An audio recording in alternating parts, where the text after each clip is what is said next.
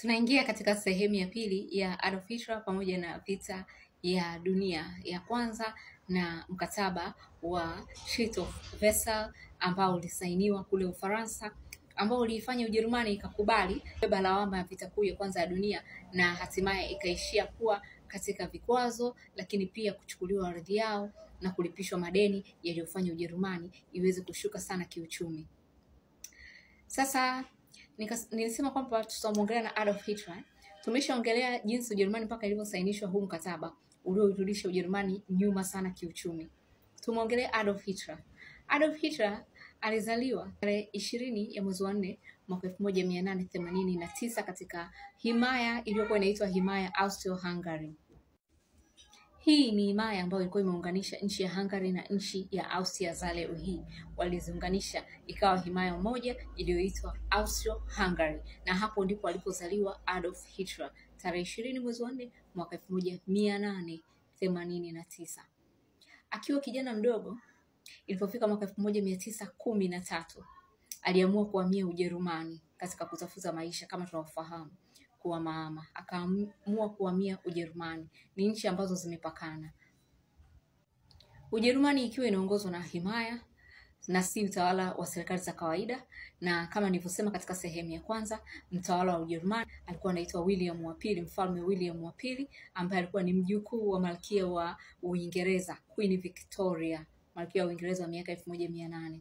Ni mjukuu wake, mtoto wake wa kike malkia wa Uingereza aliolewa na mfalme wa Ujerumani, wakamzaa huyu William wa pili. Kwa hiyo kipindi Hitler anaenda kuishi Ujerumani mwaka 1913, Ujerumani ilikuwa inatawaliwa na William wa pili.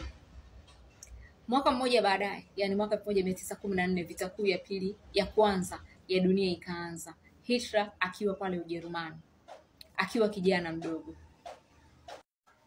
Vijana wakaanza kuingizwa jeshini ili wakapigane kuisaidia Ujerumani, nchi yao, katika hii vita kuu ya kwanza ya dunia, na Hitler akiwa ni mmoja wapo aliyejiunga na jeshi na kuamua kwenda kuisaidia Ujerumani kama nchi yake katika vita kuu ya kwanza ya dunia. Lakini tujikumbushe kwamba Hitler yeye si Mjerumani, yeye ametokea Austro-Hungary, lakini moja kwa moja aliipigania Ujerumani katika vita kuu ya kwanza ya dunia kana kwamba yeye ni Mjerumani halisi.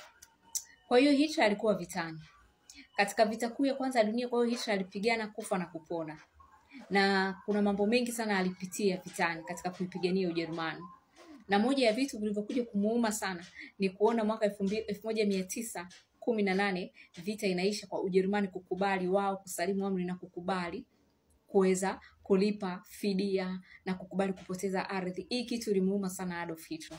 Atamani awe kiongozi yeye ili aweze kupelekeshana mchaka na mataifa yale ambayo yalilazimisha Ujerumani isaini ule mkataba wa Versailles. Kwa hiyo vita ilipoisha, na Hitler kama nilivyosema alipata mambo mengi sana akiwa vitani. Kuna vitu vingi sana, ni historia ndefu akiwa vitani, kama wanajeshi wengine wanapopata majanga mengi sana wakiwa vitani. Almanusura afe, lakini hakufa. Kwa hiyo vita ilipoisha, maisha yakaendelea, Ujerumani ikianza kuwa katika hali ngumu kutokana na mzigo wa kulipa madeni na kuibiwa ardhi na vitu kama hivyo, kubebewa ardhi yao na vitu kama hivyo, kwa sababu walisaini wenyewe. Sasa hii ikamuuma sana Hitler mpaka akaamua kujiingiza katika siasa. Kwa akajiingiza katika chama cha siasa cha pale Ujerumani, na hatimaye alipojiingiza katika siasa miaka ya 1920 na akafanya jaribio la kutaka kupindua uongozi wa Ujerumani uliokuwa hapo, ili aingie yawe kiongozi aweze kufanya yale ambayo yeye alikuwa anayataka. Lakini lile jaribio la kuipindua uongozi wa pale Ujerumani likashindikana na Hitler akahukumiwa kifungo. Hiyo ilikuwa ni mwaka 1923. Alihukumiwa kifungo cha miaka 5 jela kwa kosa la kutaka kuipindua serikali, lakini akajikuta amefungwa kwa mwaka mmoja. Kwa hiyo mwaka 1924 akatoka, na hapo nikukumbushe tayari alikuwa ni kiongozi wa chama cha Nazi kuanzia mwaka 1921. Walipomchagua tu kuwa kiongozi ndo akafanya jaribio la kupindua mwaka 1923. Akatoka jela 1924. Alipotoka jela, Hitler sasa akaanza katika kuongea mambo ya siasa kwa wananchi katika mkutano, akawa anaongea yale mambo ambayo wananchi walikuwa wanataka kuyasikia. kwa kipindi hicho. Walikuwa wanapitia hali ngumu na wanajua kabisa hii hali imesababishwa na mkataba ule wa Versailles ambao tumesainishwa. Umeona? Kwa hiyo na akajua kabisa, wananchi wanajua kabisa tumechukuliwa ardhi zetu, 13% ya ardhi imechukuliwa. Kwa hiyo wananchi wanatamani ardhi zirudi, Ujerumani izidi kuwa kubwa na uchumi urudi.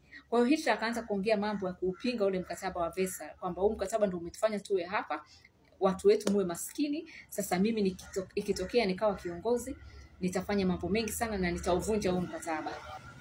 Kwa hiyo wananchi kuanza kusikia kwamba Hitler yuko tayari kuvunja mpaka huu mkataba wa Versailles na yuko tayari kutunishiana misuli na watu wa magharibi, moja kwa moja wananchi wakawa wanampenda. Kwa hiyo ikatokea akajizolea mashabiki wengi, followers, yani watu wanao naweza nikasema wafuasi.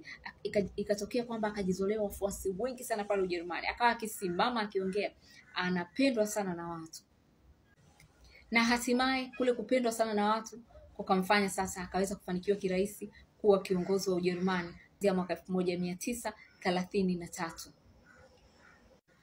Alipoingia tu, moja ya vitu alivyovifanya ni kuitoa Ujerumani katika Umoja wa Mataifa wa zamani ambao ulikuwa unaitwa League of Nations. Akaitoa Ujerumani katika League of Nations haraka sana. Akasema huu umoja unaikandamiza tu Ujerumani. Kwa hiyo akaitoa Ujerumani akiwa na miezi tu madarakani. Kitu kilichowakasirisha sana nchi za magharibi, wale maadui zao. Kwa hiyo hii kitu walikasirika sana. Kwa hiyo baada ya hapo akavunja ule mkataba wa Versailles, Treaty of Versailles unaitwa, akauvunja. Kwa hiyo maana yake ni kwamba wakaacha kulipa waliambiwa walipe, na baada ya hapo akaahidi wananchi wake kwamba nitawasaidieni, tumechukuliwa ardhi katika ule mkataba, basi mimi nitazirudisha ardhi, Ujerumani itakuwa kubwa. Haya ni mambo ambayo Wajerumani walikuwa wanayafurahia sana. Walikuwa wanafurahi sana kusikia habari kama hizi. Kwa hiyo wakaona Hitler kiongozi pekee mwamba ambaye anaweza akawashindia dhidi ya mataifa yenye nguvu zaidi yao. Kwa hiyo moja kwa moja Hitler akavunja ule mkataba, na kweli kama alivyosema, kama alivyoahidi, akaanza kuhakikisha kwamba anajenga uchumi wa Ujerumani. Kwa msiofahamu, Hitler ni mmoja wa viongozi walioifanya Ujerumani ikawa na uchumi ambao leo nao. Msingi wa uchumi wa Ujerumani ulianzishwa na Adolf Hitler. Alijenga Ujerumani kiuchumi na alifanya Wajerumani waishi maisha mazuri, na alikuwa ameweka focus zaidi, ameweka kipaumbele zaidi katika Wajerumani ambao walikuwa wana kipato cha chini. Kwa hiyo alifanya mambo mengi sana. Kwa haya yakamzolea umaarufu sana na alipendwa sana na wananchi. Alikuwa akisimama, wananchi wake wanamfurahia sana sana sana. Lakini pia haya aliahidi pia kwamba atawarudishia ardhi. Kwa hiyo moja ya sera kuu ya Hitler ikawa sasa ni kutanua Ujerumani iwe kubwa, na akaanza kuongeza ardhi. Naposema kuongeza ardhi, maana yake ni kwamba huwezi kuongeza ardhi kwa njia ya mazungumzo. Ardhi nyingi huwa zinaongezwa kwa njia ya vita. Kwa hiyo akajiandaa, akatengeneza jeshi imara na kuanza kuzipiga nchi na kuanza kubeba maeneo, hasa yale ambayo yalikuwa yana Wajerumani wengi. Kuna maeneo unakuta ili eneo lilikuwa la Ujerumani likaingizwa katika nchi fulani, au lina Wajerumani wengi, akawa anawapiga na kuyabeba ile maeneo na kuyarudisha ndani ya Ujerumani. Kama Vladimir Putin sasa anavyobeba maeneo kule Ukraine yenye Warusi wengi na kuyarudisha ndani ya Urusi. Kwa hiyo naye akawa anafanya hivyo. Kwa hiyo wananchi wake wakawa wanafurahi sana kwa sababu Hitler akawa sasa anarudisha utajiri nyumbani. Kama nilivyosema, hii ikamzolea wafuasi wengi, wananchi wengi wakampenda, lakini pia ilimtengenezea maadui wengi, wapinzani wake kisiasa, wakawa wengine hawataki, tutagombanishwa na nchi hizi zilizoendelea kubwa kama Waingereza, Wafaransa, Warusi, wa Marekani, wakawa wanaona Hitler anataka kutugombanisha na kuwa na uadui wa nchi kama hizo, ina maana tunaweza tukakandamizwa zaidi.